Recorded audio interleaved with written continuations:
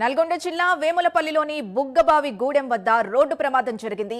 అద్దంకి నార్కెట్పల్లి హైవేపై వెళ్తున్న ట్రాక్టర్ ని వెనక నుంచి వస్తున్న ప్రైవేట్ ట్రావెల్స్ బస్ ఢీకొంది. ఈ ప్రమాదంలో ట్రాక్టర్ లో కూర్చున్న నలుగురికి తీవ్ర గాయాలయ్యాయి. ఒకరి పరిస్థితి విషమంగా మారింది. వెంటనే స్పందించిన స్థానికులు క్షతగాత్రుల్ని మిర్యాలగూడ ఆసుపత్రికి తరలించారు.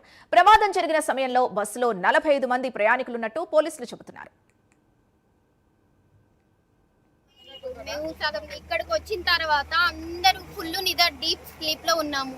ఉన్నట్టుండి అందరు పొల్లిగంత పడిపోయింది. ఆమెతే మరి కాళ్ళకైతే దెబ్బ తాకింది. అక్కడ ట్రాక్టర్ పడిపోయింది. ఆ ట్రాక్టర్ కూడా ముందు ట్రక్ వచ్చి మూడు టిప్పులేసేది అనమాట. అక్కడ పడిపోయింది. నలుగురు అదే 4 మెంబర్స్ అయితే గాయాలు అయిపోయాయి. కావల్ నుంచి హైదరాబాద్ కి వెళ్ళిపోతున్నాము. T20 ఆ టైంలో బస్ లోనే ఒక 35-40 మెంబర్స్ ఉండొచ్చు. కావాలి ఉండే హైదరాబాద్ బస్. మేము సగం ఇక్కడికి వచ్చిన తర్వాత కొట్టుకుపోతున్నాం ట్రాక్టర్ మీద. బస్ ఆయన వచ్చి వెనక నుంచి గుద్దిండు.